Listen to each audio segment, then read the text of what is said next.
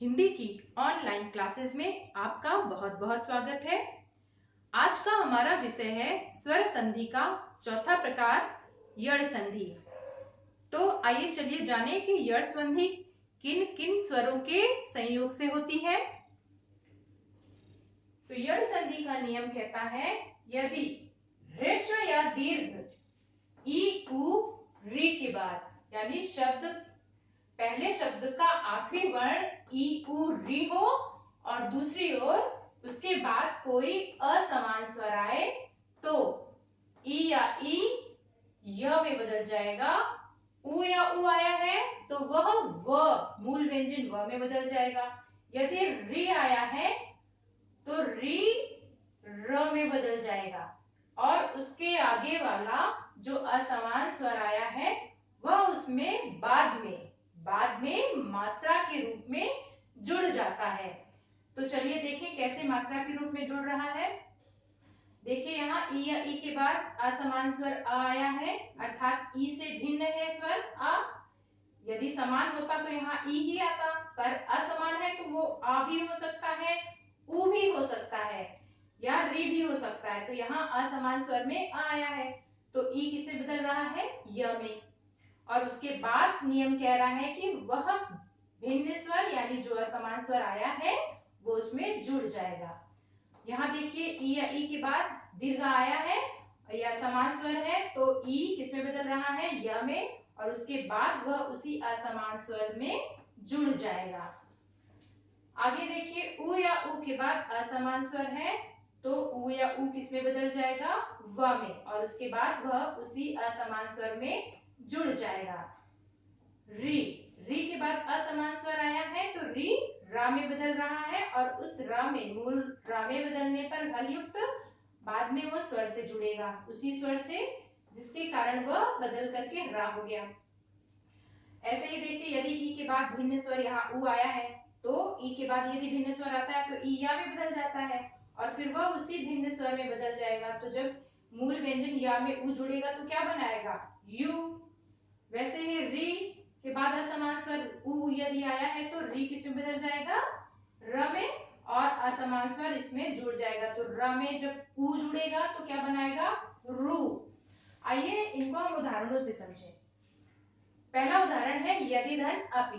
पहले शब्द का आखिरी वर्ण द में छोटी ई है अर्थात ह्रस्व ई और दूसरी ओर आया है आपका असमान स्वर आ तो ई किसमें बदल जाएगा, य में, मूल व्यंजन या में, और उसके बाद ही वो इस स्वर में जुड़ेगा। देखिए या में हमने इस आ को जोड़ा और क्या बन गया, या, और यही या यहाँ जुड़ करके संधि करेगा यद्यपि।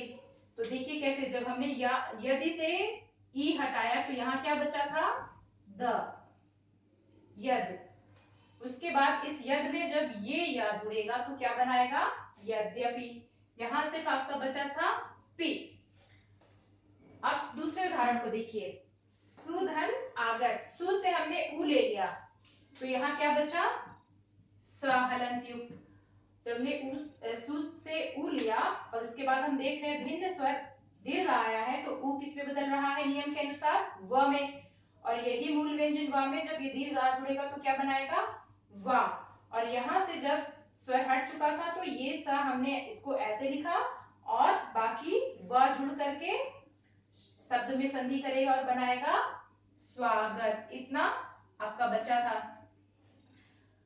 तो जब इस सा में वा जुड़ा तो बना स्वा और यहाँ बचा था गत तो बन गया स्वागत।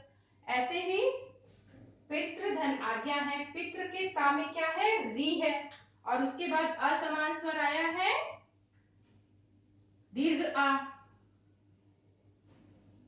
तो जब पितृ से हमने री को अलग कर लिया तो यहाँ क्या बचा, पितृ।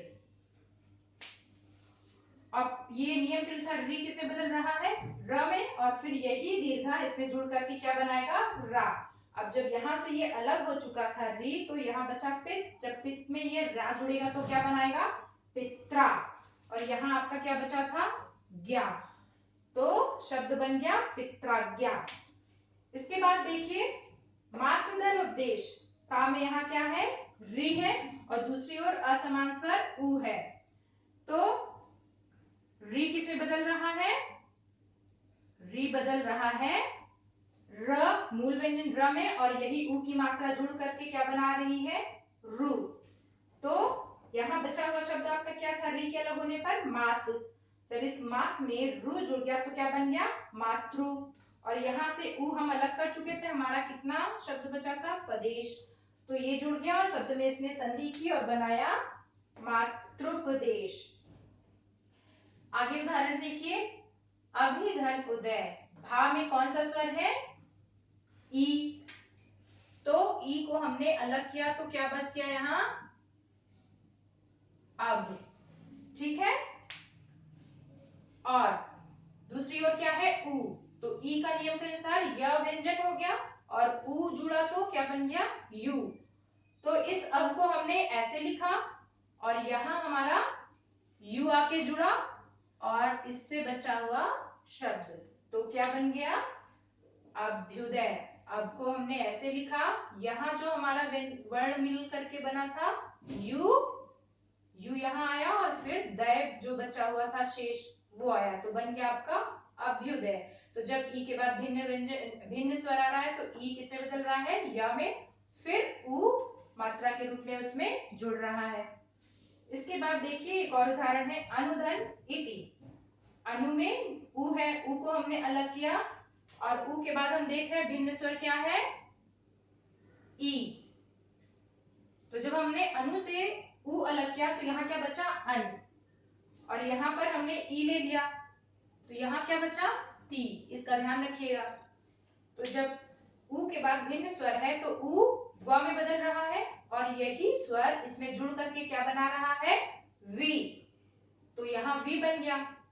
अब जब हमने इस अन में ये वी जोड़ा तो क्या बना? अनवी। और यहाँ शेष क्या था? ती। तो पूरा शब्द जुड़ करके क्या बना? अन्वेति।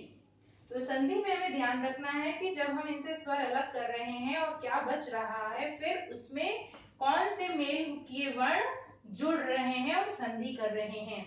तो अन्विति में जब हमने देखा कि ऊ है और ऊ के बाद भिन्न स्वर आया है तो ऊ वा में बदल रहा है और यही भिन्न स्वर इसमें जुड़ गया है और बना दिया इसने वी। और इस शब्द में इसने संधि की और बना दिया अन्विति। तो ये किसमें जुड़ा? ये अन और वी जुड़ा तो क्या बन गया आपका? अनवी। और यहां बचा था आपका ती। तो शब्द में जुड़ गया और इसने क्या बनाया? अन्विति। तो इस तरह से आपने समझा कि संधि, इस संधि में आपने जाना कि जब ई या ई के बाद कोई भिन्न स्वर आए तो ई या में बदल रहा है, उ या उ के बाद भिन्न स्वर आए तो उ व में बदल रहा है, री के बाद कोई असमान स्वर आए तो री रा में बदल जा रहा है, और जो वो असमान स्वर आया है वो य र ल में, य र ल व में बदलने के बाद ही वह किसमें जुड़ रहा है? उस स्वर में जुड़ रहा है, और स्वर से जुड़ करके जो वर्ण वो बना रहा है वही वर्ण इन शब्दों में जुड़ करके संधि कर रहा है। तो इसका बहुत ध्यान रखिएगा। इन नियमों को ध्यान पूर्वक बार बार पढ़िए। जितना आप इन नियमों को बार बार पढ़ेंगे उतना आपका कॉन्सेप्ट संधि का क्लियर होगा, और इन उदाहरणों को भी हल करिएगा। इसी प्रकार के और भी उदाहरणों को किसी अन्य पुस्तक के माध्यम से हल करिएगा। जितना आप अभ्यास करेंगे संधि का कॉन्सेप्ट आपका उतना ही क्लियर होगा। तो आज आपने समझ लिया होगा यड़ संधि का नियम कि यदि ई या ई के बाद ई उ री के बाद कोई भिन्न स्वर आए तो ई या में बदलता है, उ वा में बदलता है और री रा में बदलता है। उसके बाद ही वह उस असमान स्वर में जुड़ करके संधि करता है। तो यड़ संधि को अच्छे से आपने आशा है समझ लिया होगा। आज के लिए इतना ही। आगे हम स्वर संधि का आखिरी भेद अयादि संधि पढ़ेंगे। तब तक के लिए धन्यवाद।